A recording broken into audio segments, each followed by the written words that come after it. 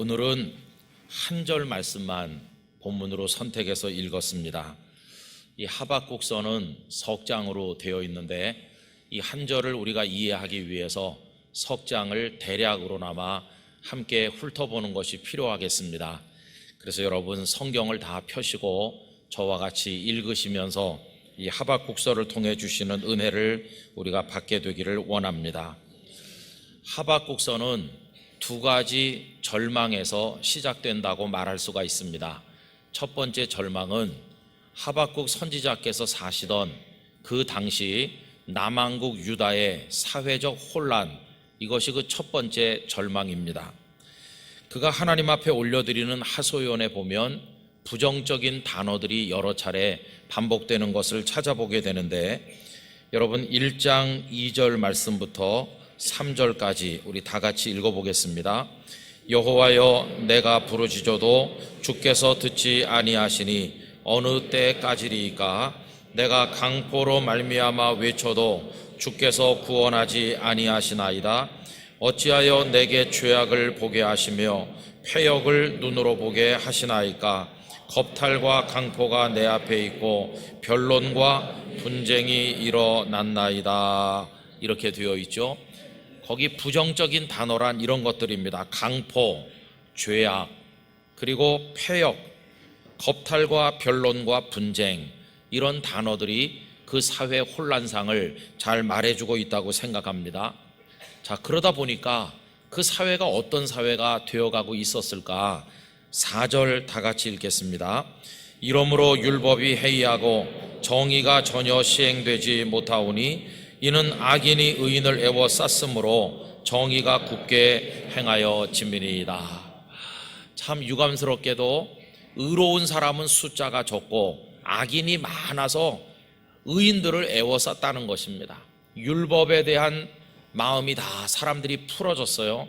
하나님의 정의가 제대로 시행되지를 못합니다. 그런데 이 하박국서를 읽어보면 우리 마음에 와서 닿는 이유가 있습니다. 그게 뭐냐 하면요, 하박국 선지자께서 사시던 사회의 모습이 오늘 우리가 살고 있는 대한민국 사회와 너무도 닮았구나 하는 생각을 하기 때문이죠. 여러분, 지금 우리나라는 어떻습니까? 사람들의 마음이 너무나도 강팍한 것 같습니다. 별거 아닌 말에도 오해를 하고 분노하고 사람들에게 퍼붓고 그렇습니다. 여러분, 분노를 조정하지 못하다 보니 다 정신적으로 이상이 있는 것 같아요. 요 며칠 전에 모 병원에서 있었던 그 정신과 의사의 죽음은 우리 사회 마음이 얼마나 이렇게 강팍한가를 보여주고 있는 단적인 예가 아닌가, 이런 마음 아픈 생각을 해봅니다. 또 여기 변론과 분쟁 그렇게 말했는데, 이념의 차이로 인한 변론과 분쟁이 우리 사회를 갈갈이 다 찢어놓고 있습니다. 명백한 진리인데도 교묘한 논리를 통해서 어느 날 그것이 비진리로 호도되기도 하고, 비진리가 진리인 듯이 사람들의 입에서 오르내리는 역전된 현상을 발견할 때가 얼마나 많습니까? 가족 간의 기본 도리가 무너져 부모님과 자식 간의 부부지간의 신뢰가 깨지고 참 어렵게 무너지는 그 가정들, 어려운 사정을 가진 가정들의 이야기를 우리 많이 접하고 있습니다. 정직하게 사는 사람이 오히려 바보 취급을 당하는 게 아닌가. 그래서 옳은 것을 선택하는 게 아니라 자기 편을 무조건 옹호하는 패거리 문화가 판치는 사회가 아닌가 생각을 해보기도 합니다. 그리고 여러분, 법을 지키려고 하는 마음이 다들 해이해져 가고 있지요. 법이 제대로 준행이 되려면 합법성과 정당성이 다 있어야 됩니다. 국회가 법을 만들면 합법적이다 이렇게 말해요.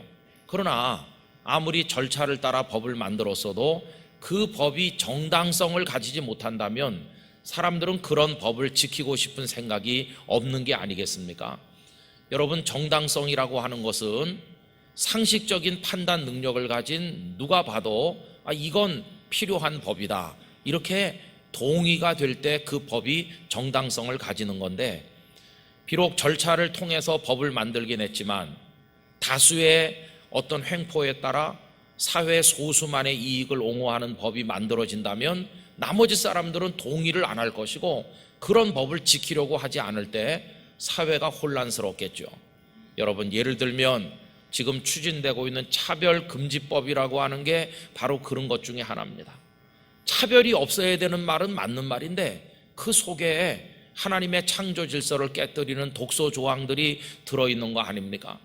여러분, 이거를 열심히 추진하는 모 정치인에게 누가 물어봤다고 그러죠? 이렇게 해가지고 당신께서는 남자 며느리를 맞이할 준비가 돼 있습니까? 그러니까 얼굴이 벌겋게 달아올랐다고 그래요. 본인의 양심이 인정 안 하는 겁니다. 그런데 왜 그런 법을 만들려고 하는 겁니까? 정치적 이익이라는 얄팍한 것 때문에 옳지 않은 걸 알면서도 그런 식으로 만들어지는 법은 악법인 것이고, 악법이 어떻게 국민들에게 동의를 받아 정당하게 추진될 수 있겠나? 여러분, 이런 일들이 우리 사회에 얼마나 많이 있습니까? 이런 와중에 의인들이 힘을 쓰지 못하고 악인이 더 많은 것처럼 여기 지금 악인이 의인을 애워싸고 있다. 정의가 시행되지 못한다. 그래서 여러분, 하박국 앞부분을 읽어보면 마음이 참 답답한 것을 느끼게 됩니다. 이게 첫 번째 절망이고요. 두 번째 절망은 뭐냐? 그런데 하나님께서는 왜 우리를 구원하지 않으시는가? 왜 침묵하시나? 이게 두 번째 절망이죠. 여러분, 2절 앞부분을 다시 한번 보시기 바랍니다. 여호와여, 내가 부르짖어도 주께서 듣지 아니하시니 어느 때까지리이까? 내가 강포로 말미암아 외쳐도 주께서 구원하지 아니하시나이다. 하나님, 왜 가만히 계신 거예요? 왜 침묵하십니까? 왜 우리를 구원하지 않으십니까? 이게 이제 하박국 선지자의 두 번째 절망이라고 할 수 있습니다. 자, 그러면 여러분, 정말 하나님께서는 가만히 계신 것일까요? 침묵 중에 계신 것일까요? 아무것도 안 하시는 것일까요? 절대로 그렇지 않습니다. 하나님께서는 그 악한 유다 사회를 징벌하기 위한 채찍을 이미 다 준비하고 계시다고 하박국에게 말씀하시는데, 그 채찍이 뭐냐? 바벨론 군대 갈대아 사람이 채찍이었습니다. 5절과 6절을 함께 읽겠습니다. 여호와께서 이르시되 너희는 여러 나라를 보고 또 보고 놀라고 또 놀랄지어다. 너희의 생전에 내가 한 가지 일을 행할 것이라 누가 너희에게 말할지라도 너희가 믿지 아니하리라. 보라, 내가 사납고 성급한 백성 곧 땅이 넓은 곳으로 다니며 자기의 소유가 아닌 거처들을 점령하는 갈대아 사람을 일으켰나니. 갈대아 군대가 와서 너희들을 징벌할 것이라고, 죄를 책망하고 심판할 것이다. 이 말씀을 하박국이 듣고 나니까 조금 생각해 보니까 그것도 문제가 많다는 걸 알게 됩니다. 왜냐하면요, 우리 유다가 비록 죄가 많은 건 사실이야. 그렇지만 그나마 우리는 하나님의 이름을 부르는 사람들 아닌가? 그런데 저 바벨론 갈대아 사람들은 아예 하나님이 누군지 알지도 못하고 그러는데 그 사람들을 데려다가 우리 종아리를 때리는 건 조금 안 맞는 게 아닌가? 또 그래서 하나님 앞에 항의를 연이어 제기하는데, 그게 13절 말씀입니다. 주께서는 눈이 정결하심으로 악을 참아 보지 못하시며 패역을 참아 보지 못하시거늘 어찌하여 거짓된 자들을 방관하시며 악인이 자기보다 의로운 사람을 삼키는데도 잠잠하시니까? 이렇게 항의하고 17절에 가서는 바벨론이 여러 나라를 점령하는 데 대해서 항의하고 있습니다. 그가 그물을 떨고는 계속하여 여러 나라를 무자비하게 멸망시키는 것이 옳으니까. 하나님, 바벨론 군대를 데려다가 부패된 우리 유다를 때리시겠다고 하는 거 이해는 되지만 좀 안 맞는 것 같습니다. 이렇게 또 한 번 항의를 하는 거죠. 그리고는 답답한 마음으로 하나님께서 뭐라고 대답하실지 내가 좀 기다려 봐야 되겠어, 이런 마음을 가지는데, 여러분 2장으로 넘어가십니다. 2장 1절 다 같이 읽읍시다. 내가 내 파수하는 곳에 서며 성루에 서리라. 그가 내게 무엇이라 말씀하실는지 기다리고 바라보며 나의 질문에 대하여 어떻게 대답하실는지 보리라 하였더니. 하나님의 대답을 기다려 보겠다는 겁니다. 드디어 하나님의 응답이 임하였어요. 근데 그 하나님의 대답의 결론이 뭐냐 하면, 세상이 요란하고 혼란스럽더라도 너는 오로지 나만 믿고 나만 바라보고 기다리라. 의인은 믿음으로 산다. 이것이 하나님의 응답으로 주어지게 됩니다. 여러분 2장 2절로 4절까지 함께 읽으실까요? 여호와께서 내게 대답하여 이르시되 너는 이 묵시를 기록하여 판에 명백히 새기되 달려가면서도 읽을 수 있게 하라. 이 묵시는 정한 때가 있나니 그 종말이 속히 이르겠고 결코 거짓되지 아니하리라. 비록 더딜지라도 기다리라. 지체되지 않고 반드시 응하리라. 보라, 그의 마음은 교만하며 그 속에서 정직하지 못하나 의인은 그의 믿음으로 말미암아 살리라. 아멘. 결국 하나님의 대답의 결론은 뭐냐 하면, 여러 가지 혼란스럽고 어렵겠지만 의로운 사람은 하나님을 바라보는 믿음으로 사는 것이니 너 그 믿음으로 나만 바라봐라. 이런 응답을 하나님께서 주신 것입니다.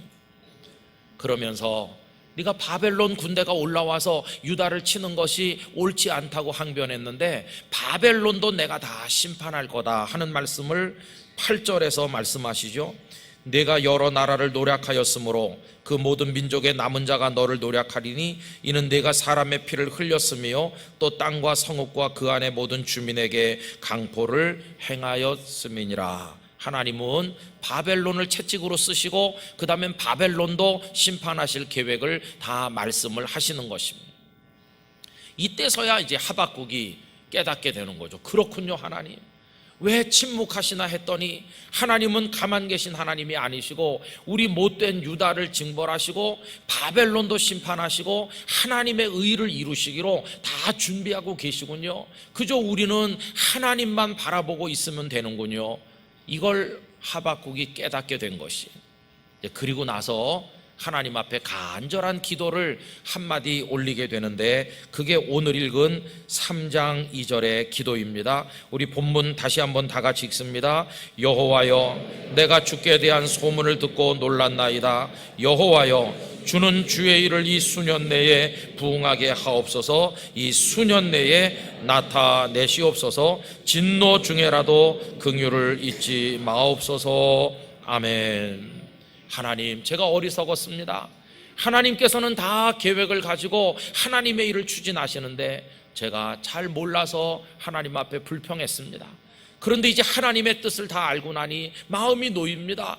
제가 기도합니다. 그 주님의 모든 일이 오래 기다리지 않아도 되도록 수년 내에 부흥되게 하시옵소서. 여러분, 여기 부흥은 첫째는 하나님이 계획하시는 일들이 이루어지기를 원하는 기도고요. 또 하나는 그걸 믿음을 가지고 바라보고 지켜보는 자신의 심령이 믿음 가운데 굳건하게 서도록 부흥되게 해달라는 기도를 드리는 것입니다. 여러분, 결국 하박국은 절망에서 원망에서 시작을 해서 하나님의 말씀을 듣다 보니까 어떤 결론에 도달했는데, 그래, 우리가 사는 것은 믿음으로 하나님 바라보는데 사는 게 있는 거야. 그리고 끝까지 하나님만 의지할 수 있는 내 심령의 부흥이 중요한 거야. 이런 결론에 그가 도달하게 된 것이었습니다. 여러분, 그러면 하박국의 심령이 어떻게 부흥됐는지 그 결론적인 이야기를 우리가 살펴봐야 되지 않겠습니까? 그의 심령이 놀랍게 부흥됐는데요, 하박국 3장 17절부터 마지막 절까지 우리 다 같이 읽습니다. 비록 무화과 나무가 무성하지 못하며 포도나무에 열매가 없으며 감람나무에 소출이 없으며 밭에 먹을 것이 없으며 우리의 양이 없으며 외양간에 소가 없을지라도 나는 여호와로 말미암아 즐거워하며 나의 구원의 하나님으로 말미암아 기뻐하리로다. 주 여호와는 나의 힘이시라. 나의 발을 사슴과 같게 하사 나를 나의 높은 곳으로 다니게 하시리로다. 이 노래는 지휘하는 사람을 위하여 내 수금에 맞춘 것이니라. 할렐루야. 더 이상 하박국은 절망하지 않게 됐어요. 하나님을 원망하지 않게 되었어요. 믿음으로 하나님이 이루실 부흥을 기다리겠노라, 이런 확신을 가지게 됐어요. 여러분, 그런데 그게 억지로 기다리는 게 아니라 하나님 한 분만 생각하니까 마음의 기쁨과 즐거움이 샘솟는 기쁨이 충만한 기다림이 되었어요. 여러분, 그 이야기가 방금 전에 읽은 대로 구원하시는 여호와 하나님 한 분으로 기뻐하잖아요. 무화과 나무에 포도나무에 외양간에 아무것도 없어도 하나님으로 인해 기뻐한다고, 높은 곳에 다닐 것이라고 그의 심령이 완전히 부흥되어 처음에 절망은 사라지고 기쁨으로 충만하게 된 모습을 찾아볼 수 있는 것입니다. 2019년 우리 교회가 속한 교단의 1년 표어는 영적 부흥으로 민족의 동반자 되게 하소서입니다. 여러분, 오늘 첫 주일 예배를 드리면서 저는 우리 영락교회 성도님들에게 한 단어를 화두로 말씀드리고 싶은데 다름 아닌 부흥입니다. 여러분, 하박국의 심령에 일어난 부흥이 우리 영락의 가족들의 마음에도 일어나게 되기를 원합니다. 주여 우리를 부흥시켜 주시옵소서. 그런 소망을 가지고 이 한 해를 출발하게 되기를 원하는 것입니다. 우리 대한민국과 관련된 안타까운 일들이 하나님의 뜻대로 부흥되길 원하고, 남북 간의 일이 부흥되길 원하고, 영락교회가 부흥되길 원하고, 우리 심령과 가정이 하나님이 준비하신 부흥으로 충만케 되기를 간절히 원하는 것입니다. 그래서 우리도 절망에서 소망으로 옮기고, 혼란이 확신으로 변화되고, 연약했던 사람이 믿음의 강건한 모습을 가지게 되기를 간절히 원하는 것입니다. 원망과 불평이 많았다면 여러분, 그게 다 이 시간에 물러가고 기쁨과 감사만 우리들의 가슴에 충만해지기를 진심으로 원합니다. 이제는 늘 주님과 동행하는 사람, 늘 기도하는 성도가 되기를 간절히 원하는 것입니다. 전에는 나 믿음 하나도 지키기 어려웠지만 이제는 다른 사람을 일으켜 세워주고 함께 주님의 나라를 향해 걸어갈 수 있는 능력 있고 성숙한 성도로 우리 모두가 부흥되기를 간절히 원하는 것입니다. 영락교회가 부흥되기를 원합니다. 질서 있고 화평한 교회 토대를 더 든든히 세워가는 교회가 되기를 원하고, 그 토대 위에서 생명을 낳아서 기르는 교회라고 하는 새로운 목표를 이루게 되기를 간절히 원하는 것입니다. 예루살렘 교회가 가졌던 영적인 역동성과 능력을 우리 영락교회가 가지기를 간절히 원합니다. 교회 공동체 전체가 성도 한 분 한 분이 하나님의 성령으로 충만하게 되시기를 진심으로 원하는 것입니다. 그 토대 위에서 그동안 해나왔던 선교, 교육, 그리고 여러 섬김과 봉사 사역이 많은 열매를 맺게 될 때 우리는 영혼이 부흥되고 영적으로 심령이 먼저 부흥되어 민족의 동반자가 되길 원하는 사명을 감당할 수가 있게 될 것입니다. 대한민국 사회, 우리 민족의 동반자 사명을 감당하려면 우리가 먼저 부흥되어야 된다는 사실을 우리 모두가 기억하기를 간절히 원합니다.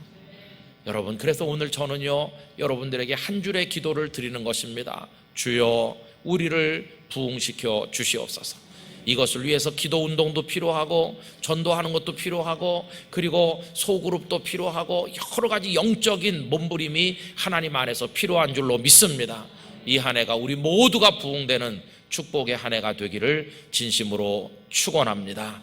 다 같이 기도하겠습니다. 거룩하신 아버지 하나님, 2019년 한 해 동안 우리 영락교회 모든 성도의 심령과 가정과 일터와 교회와 이 나라 이 백성에게 하나님의 부흥을 허락하여 주시옵소서. 예수님의 이름으로 기도드리옵나이다. 아멘.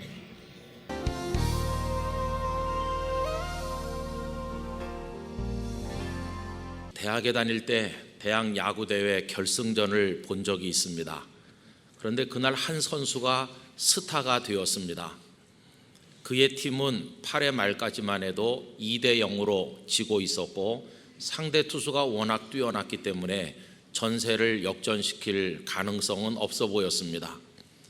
그런데 8회 말이 되니까 상대 투수가 힘이 빠지더니 볼넷도 내주고 안타도 맞고, 그래서 만루 상황이 되었습니다. 그리고 바로 그 선수가 8회 말 투아웃 이후에 만루 상황에서 들어서게 된 것입니다.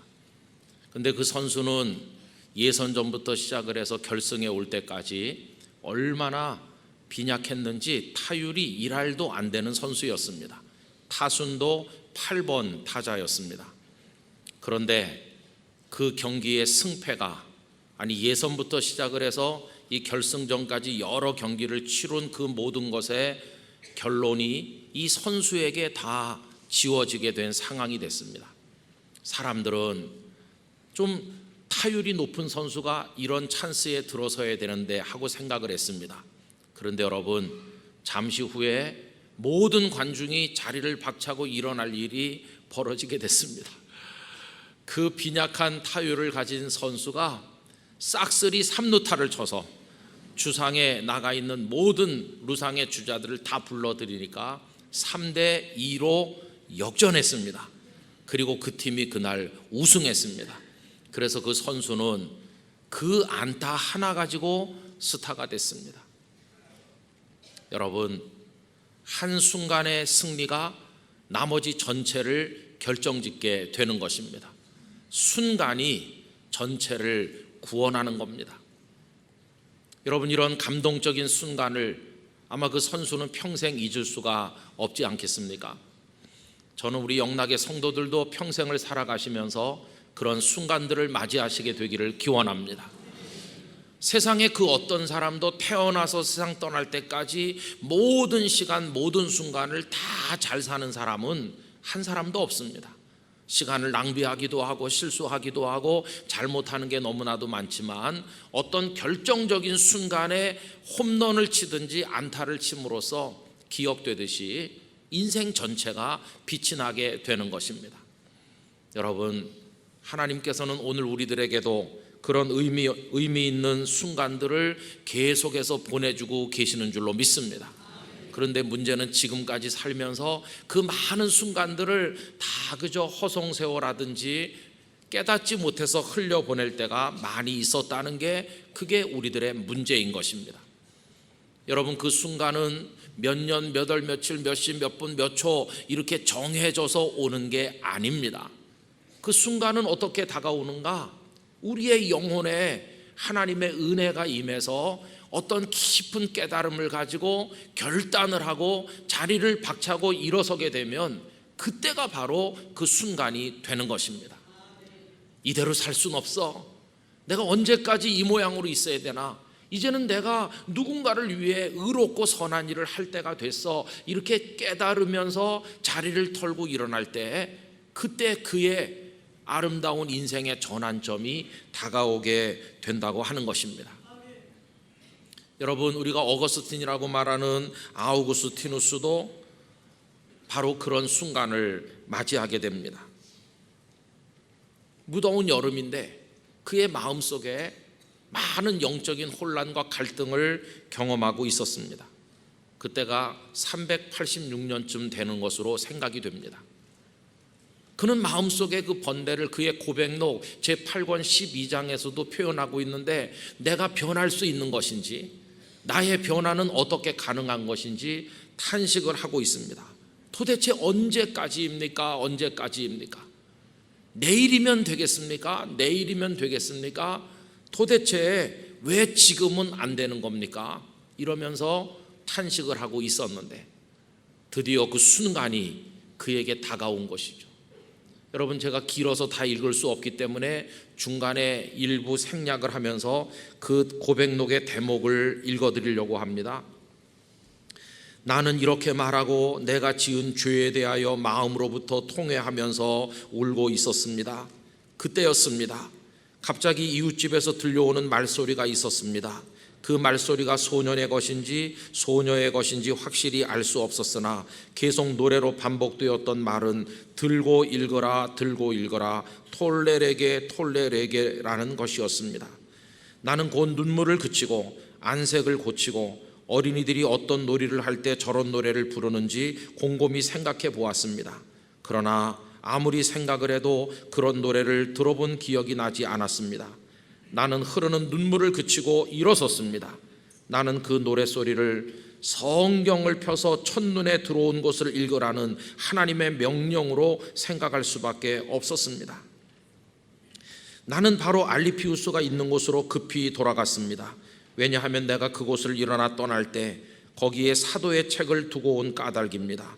나는 그 책을 집어들자마자 내 첫눈에 들어온 구절을 읽었습니다.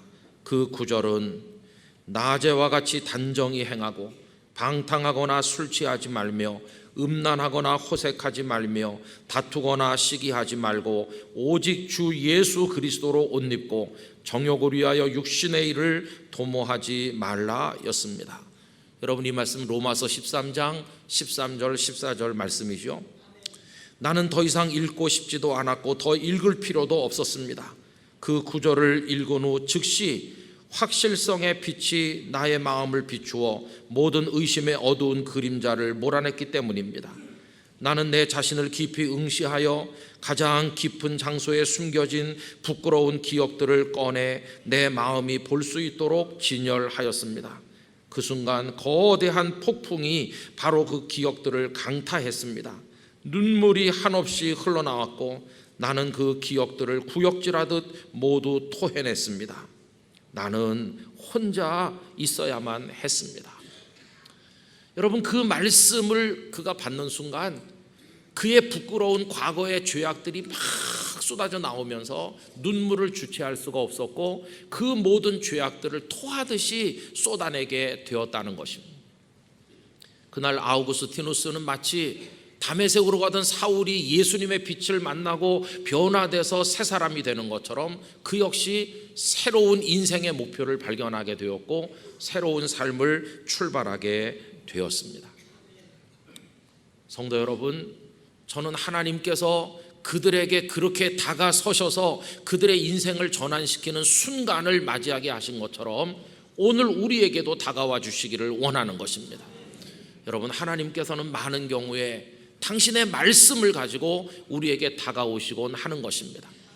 그 말씀을 흘려듣지 아니하고 그 말씀을 나에게 주시는 말씀으로 진지하게 받고 그 말씀을 깨닫고 그 말씀을 따라 살기 위해서 자리를 털고 일어나게 될 때 바로 말씀으로 새로워지는 성도, 말씀으로 새로워지는 교회가 가능하게 되는 줄로 믿습니다.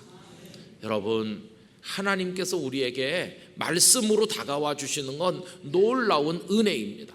그거를 깨닫는 순간 우리는 죄와 사망으로부터 구원을 받고 빛의 자녀가 되어 하나님의 자녀로 살아가게 되는 줄로 믿습니다. 여러분, 이런 은혜를 우리 모두에게 주시기를 진심으로 기원합니다. 그런데 보십시오, 은혜는 받는 것으로 끝나지 않습니다. 은혜는 그 다음 이야기를 위한 씨앗이요 출발점이 되는 것입니다. 그래서 은혜를 받은 사람은 받은 것으로 이야기가 종결되는 것이 아니라 그 은혜를 출발점으로 해서 그 은혜가 주는 힘을 가지고 그 다음 이야기에 도전함으로 그들의 이야기는 끊임없이 이어지도록 되어 있는 것입니다. 왜 예수님께서 우리에게 은혜를 주시는가? 그 은혜를 받아 믿어 구원을 얻게 하려는 것으로 끝나는 것이 아니라 이제는 하나님의 나라와 의를 위하여 일어서게 하는 것이고 그것을 위해서 고난도 두려워하지 않도록 달려가는 성도가 되게 하시려는데 하나님의 그 목적이 있는 것입니다. 여러분, 이것에 관해서 빌립보서 1장 29절이 다음과 같이 말씀했습니다. 그리스도를 위하여 너희에게 은혜를 주신 것은 다만 그를 믿을 뿐 아니라 또한 그를 위하여 고난도 받게 하려 하심이라. 은혜를 받은 사람은 은혜 받은 기쁨이 충만할 뿐만 아니라 그 은혜를 출발점으로 삼아서 하나님을 위해 달려가면서 어떤 고난과 시련도 감당하는 그런 성도가 되더라 하는 것입니다. 오늘 우리가 읽은 본문에 등장하는 에스더도 역시 그러한 분이셨습니다. 여러분, 남한국 유다는 바벨론 군대에 의해서 멸망했죠. 그리고 많은 사람들이 바벨론의 포로로 끌려갔습니다. 그리고 바벨론 제국은 페르시아 제국으로 전환되죠. 그 와중에 이 에스더가 살았습니다.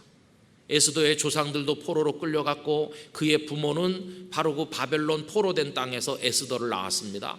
그런데 성경이 말씀하고 있지는 않지만 에스더는 일찍 부모를 여의고 사촌 오라비인 모르드게의 아래서 성장하게 됩니다. 모르드게는 부모 같은 사촌 오빠였습니다. 희망 없는 한 연약한 소녀였습니다. 에스더는 부모도 없는 여인이었습니다. 그런데 보세요, 하나님의 은혜가 그녀에게 임하여 아하수에로 왕의 왕후가 되는 상상도 못할 엄청난 기적 같은 은혜를 경험하게 되었습니다. 그런데 여러분, 에스더서는 거기서 끝나는 게 아닙니다. 은혜를 주시는 데는 은혜를 주시는 그 목적이 있다는 걸 우리에게 보여주고 있습니다. 그 이후에 위기가 왔는데 왕이 총애하던 하만이라고 하는 신하가 모르드게를 미워하던 중에 모르드게만 죽이려는 것이 아니라 모르드게의 백성 유다 민족 전체를 송두리째 멸망시키고자 하는 음모를 꾸미게 되었고, 깊이 생각하지 않은 아하수에로 왕은 하만의 계획을 동의해 줌으로써 유다 민족이 멸망할 위기를 맞이한 것입니다. 그때 모르드게는 자신으로 인해서 그런 일이 발생한 것으로 생각을 하고 깊이 탄식하면서 베옷을 입고 기도하는 가운데 왕후 에스더에게 그 사정을 전하게 됩니다. 그러면서 촉구합니다. 네가 왕에게 가서 우리 민족을 위해서 구명해야 될 것이 아니냐. 그랬더니 오늘 본문에 보는 것처럼 에스더가 망설입니다. 법에 왕이 부르시지 않았는데 왕에게로 나가면 누구를 막론하고 죽이게 되어 있는데 내가 왕에게 나가지 못한 지가 벌써 30일이나 되었습니다. 두려움 가운데 망설이는 반응을 보였을 때 모르드게가 에스더의 마음을 뒤흔드는 이야기를 합니다. 왕후가 되는 은혜를 입은 것이 바로 이때를 위함이라는 것입니다. 여러분, 그 이야기가 오늘 본문 13절 14절에 나와 있지요. 우리 다 같이 큰 소리로 읽도록 하십시다. 모르드게가 그를 시켜 에스더에게 회답하되 너는 왕궁에 있으니 모든 유다인 중에 홀로 목숨을 건지리라 생각하지 말라. 이때 네가 만일 잠잠하여 말이 없으면 유다인은 다른 데로 말미암아 노임과 구원을 얻으려니와 너와 네 아버지 집은 멸망하리라. 네가 왕후의 자리를 얻은 것이 이때를 위함이 아닌지 누가 알겠느냐 하니. 아멘. 여러분이 모르드게의 편지를 받는 순간 에스더는 8회 말 투아웃 이후에 말루 상황에 타석에 들어선 그 선수와 같이 됐습니다. 거기서 헛손질을 하면 민족이 멸망할 것이고 거기서 안타를 칠 수 있으면 민족이 구원을 받게 되는 그런 중요한 위치에 이 에스더가 서게 된 것입니다. 그런데 여러분, 그 다음 이야기가 무엇입니까? 모르드게의 그 편지를 전달받은 다음 에스더는 자신의 생명을 그 일에 걸지 않으면 안 된다는 걸 깨닫게 되었습니다. 그녀는 깨달았고 각성하였고 그 자리를 털고 일어난 것입니다. 그리고는 오라비에게 편지를 다시 보냈는데 16절 17절의 유명한 말씀이죠. 같이 읽겠습니다. 당신은 가서 수산에 있는 유다인을 다 모으고 나를 위하여 금식하되 밤낮 3일을 먹지도 말고 마시지도 마소서. 나도 나의 시녀와 더불어 이렇게 금식한 후에 규례를 어기고 왕에게 나아가리니 죽으면 죽으리이다 하니라. 모르드게가 가서 에스더가 명령한 대로 다 행하니라. 아멘. 온 민족이 3일 동안 금식하며 부르짖게 된 것입니다. 그리고 그 이후에 에스더는 아하수에로 왕에게 나갔고 자기 민족을 위한 구명을 했고 결국 하만의 계획은 수포로 돌아가고 유다 백성은 구원을 얻게 되니 에스더는 안타를 친 것이 아니라 역전 말로 홈런을 친 선수처럼 자기 사명을 완수하게 된 것입니다. 성도 여러분, 성경에 등장하는 위대한 인물들은 하나님께서 어떤 순간 말씀으로 다가올 때 그걸 건성으로 듣거나 흘려보내지 아니하고 모두 다 그 말씀에 응답하여 일어섰던 분들이십니다. 노아, 너 방주를 만들어라. 그는 망설이지 않고 방주를 만들었습니다. 아브라함, 내 본토 친척 아버지의 집을 떠나라. 네가 복이 되어야 된다고 할 때 그는 다 내려놓고 가나안을 향해 출발했습니다. 모세, 너는 내 백성을 건져내라고 하실 때 그는 바로 왕 앞에 서는 걸 두려워하지 않았습니다. 나사렛의 목수 요셉, 너는 내 정혼한 아내 마리아를 데려오기를 두려워하지 말라고 했을 때 요셉은 일어나서 마리아를 데려왔고 그의 헌신과 수고 가운데 우리 구주 예수 그리스도께서 탄생을 하셨습니다. 여러분, 우리가 왜 요셉이란 인물을 기억합니까? 그 말씀에 응답했기 때문입니다. 여러분, 이분들이 다 그 말씀에 응답하지 않고 흘려보냈더라면 우리가 그런 분들이 이 땅에 살았었다는 사실을 기억조차 할 필요도 없고 그들의 인생은 의미 없는 인생으로 끝났을 텐데, 그 어느 한순간 하나님의 부름에 응답하여 일어남으로 인하여 노아가 되고 아브라함이 되고 모세가 되고 요셉이 되어 우리 믿음의 선배들로 우리 앞에 서게 된 것입니다. 그들은 다 자기들의 때, 그때를 자신들이 나서야 될 이때로 결단하고 하나님의 말씀에 응답했던 인물들임을 깨닫게 되는 것입니다. 여러분, 하나님께서는 영락교회 성도들이 2020년에 하나님 앞에서 그렇게 응답하기를 원하고 계시는 줄로 믿습니다. 그래서 우리에게 이때를 위함이라고 하는 표를 가슴에 품도록 만들어 주시는 것입니다. 1900년대 중반에 우리가 대부분 태어났죠. 여기는 1900년대 초반에 나신 분도 계십니다. 어르신들. 그리고 2000년대 들어와서 태어난 성도들도 있습니다. 그런데 지나간 우리들의 시간들은 그러면 이때가 아니었습니까? 여러분, 그 흘러간 시간도 사실은 우리가 믿음으로 깨달았다면 다 우리들의 이때가 되었을 것입니다. 그러나 우린 다 흘려보내고 올해 2020년을 맞이했는데, 이 2020년도에도 우리가 하나님의 말씀 앞에 응답하지 않는다면 그렇게 흘러가고 말 것입니다.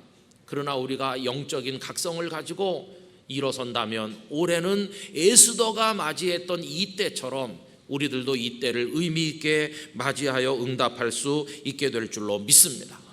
여러분, 그래서 우리는 영적으로 우리 자신을 깨워야 됩니다. 지금 이때는 자다가 깰 때가 벌써 된 때라고 믿습니다. 로마서 13장 11절, 또한 너희가 이 시기를 알거니와 자다가 깰 때가 벌써 되었으니 이는 이제 우리의 구원이 처음 믿을 때보다 가까웠음이라고 말씀하였습니다. 영락의 모든 성도 여러분, 우리 모두가 깨기를 원합니다. 우리 모두가 일어서기를 원합니다. 하나님께서 우리를 깨우신다는 걸 기억하게 되기를 원합니다. 그래서 내 인생 안에서 무엇을 버려야 될지를 우리 결정하기를 원합니다. 버려야 될 걸 버리지 않고 계속 끌어안고 산다면 우리 인생은 잡동사니로 가득한 쓰레기통 인생이 되고 말 것입니다. 그와 동시에 우리는 이제부터 무엇을 해야 될 것인지를 결정하기를 원합니다. 마땅히 해야 될 일을 하지 않고 흘려보낸다면 우리 인생 안에는 가치 있는 게 아무것도 없는 빈 깡통 인생이 되고 말 것입니다. 잡동사니는 과감하게 버리기로 결단하고 가치 있는 일에는 우리를 들여 헌신함으로써 우리의 인생이 하나님 기뻐하는 열매로 채워지는 그런 값진 인생이 되기를 간절히 기원하는 것입니다. 여러분, 모든 순간은 깨닫는 이에게 이때로 다가오는 것입니다. 그리고 그 이때는 우리에게 마지막이라고 속삭이면서 다가올 때가 많습니다. 이때 하지 않으면 영영 하지 못하게 되는 경우가 있기 때문입니다. 여러분, 여리고 성문 입구에 앞을 보지 못하는 불쌍한 거린이 있었죠. 그런데 예수님이 그 길을 지나가셨습니다. 좌우가 소란스러웠을 때 물어봤겠죠. 무슨 일이냐? 예수님이 지나가신다. 여러분, 그때가 이 사람에겐 마지막이었습니다. 왜냐하면 예수님은 여리고를 지나 예루살렘으로 가시면 십자가 지시고 부활하시고 승천하시면 다시는 이 사람이 엎드려 있는 그 길가를 지나가실 일이 없기 때문입니다. 그때 예수님을 부르지 않으면 영영 만날 수 없는 마지막이었는데 그가 예수님을 부릅니다. 다윗의 자손 예수여, 나를 불쌍히 여기소서. 사람들이 조용히 하라고 윽박질렀습니다. 그러나 그는 더 절규하듯이 더 크게 주님을 불렀고 주님은 그의 눈을 뜨게 하여 주셨습니다.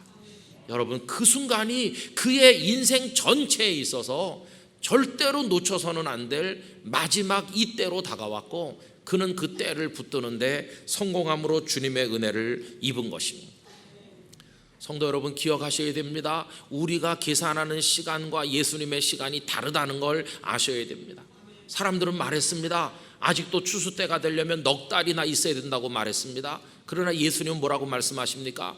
너희는 넉 달이 지나야 추수한다고 말하지만 이미 희어져서 추수할 때가 왔다고 주님 말씀했습니다.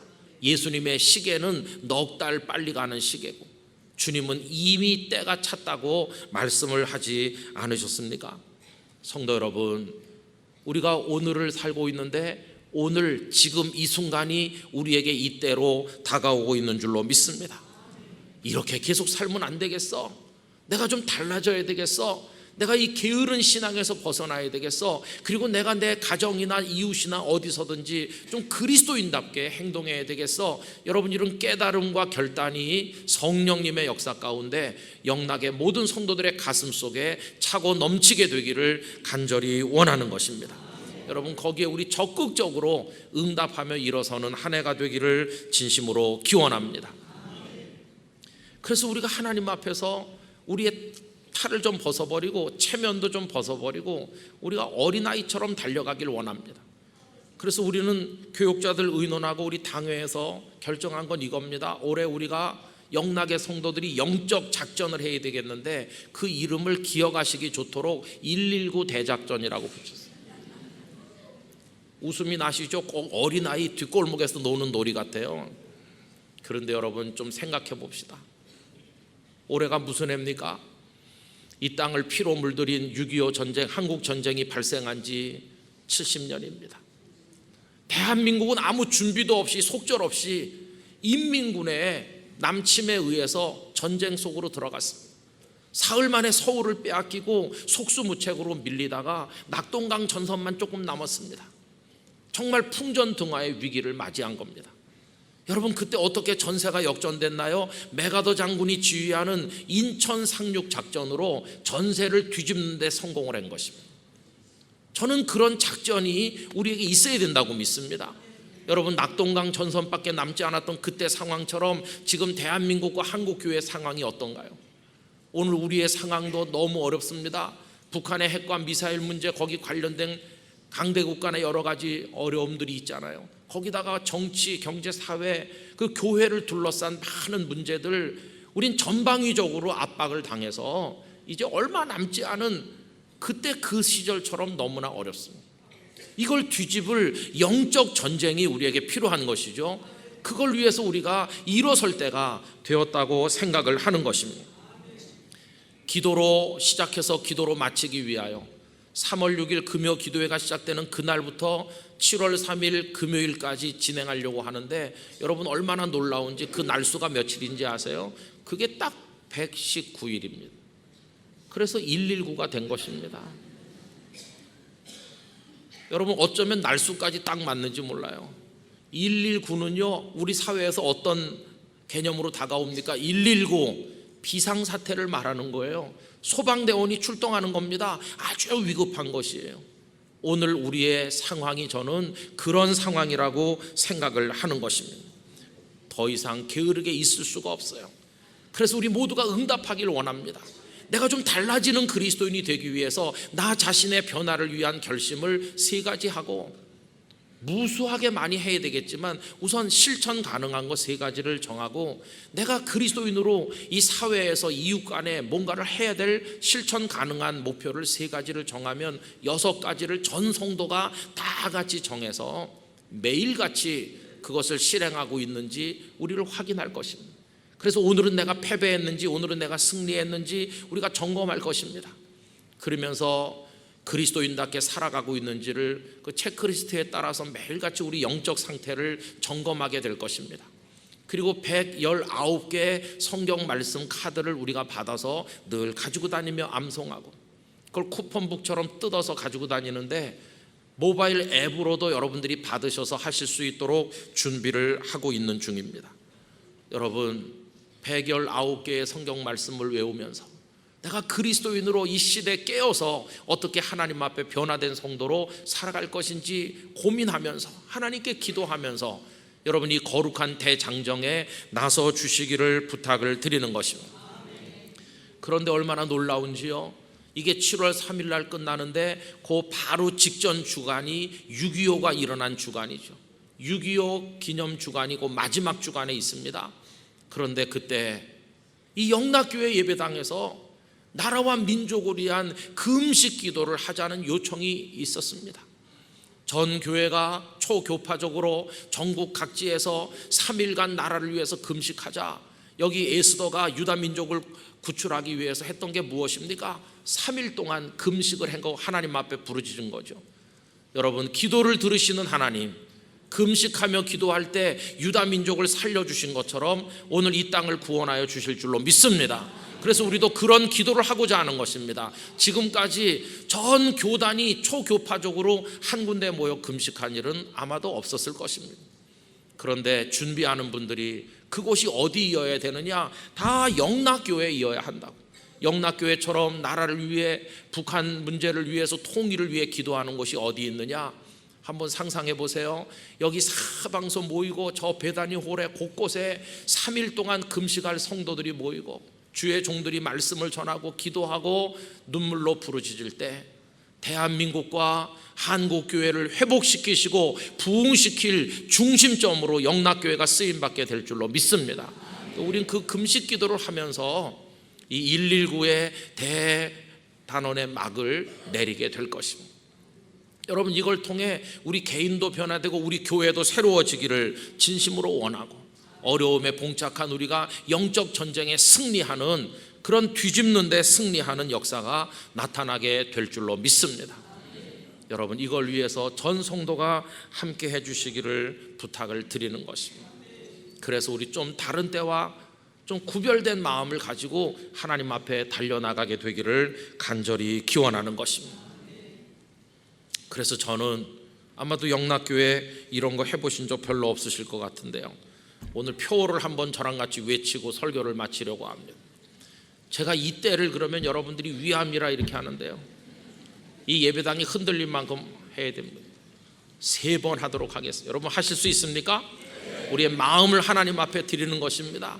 나라를 생각하며, 우리 교회들을 생각하며, 나를 생각하며 하나님의 은혜를 구하는 절박한 마음으로, 하나님 우리를 도와주세요, 그런 마음으로 우리가 달려가기를 원하는 것입니다. 다 한번 이렇게 해보세요. 시작하겠습니다. 이때를 기도하겠습니다. 존귀하신 하나님 아버지, 우리 민족에게 말할 수 없는 은혜와 복을 주셔서 이만큼 먹고 사는 나라가 되게 하셨고, 곳곳에 십자가 예배당이 세워지게 하셨습니다. 그러나 교회들은 주의 뜻을 순종하지 못하고 이 나라와 백성들은 풍요를 죄악의 기회로 악용하여 오늘에 이르렀으며, 하나님이 주신 질서를 떠나서 하나님의 교회를 반대하고 창조 질서를 깨뜨리는 일들이 비일비재하게 벌어지는 나라가 되었습니다. 하나님, 영적으로 우리는 위기에 몰려 있습니다. 뒤집을 영적 작전이 필요한 줄로 믿습니다. 하나님의 은혜가 필요합니다. 깨어 일어날 때가 된 줄로 믿습니다. 이때를 위하여 우리를 부르신 줄로 믿습니다. 이때를 위하여 건강과 물질과 지혜와 믿음과 모든 은혜를 주신 줄로 믿습니다. 하나님, 우리가 일어서기를 원합니다. 십자가를 지게 하여 주시기를 원합니다. 허리띠를 동여매게 하여 주시옵소서. 영락교회가 그 일에 앞장서게 해주시고, 이곳에 6월 마지막 주간 모든 성도들이 모여 금식하며 부르짖을 때 우리를 향한 구원의 은혜가 임하게 하여 주시옵소서. 주여, 저희를 도와 주시옵소서. 성령님이시여, 저희를 인도하여 주시옵소서. 예수님의 이름으로 기도하옵나이다. 아멘.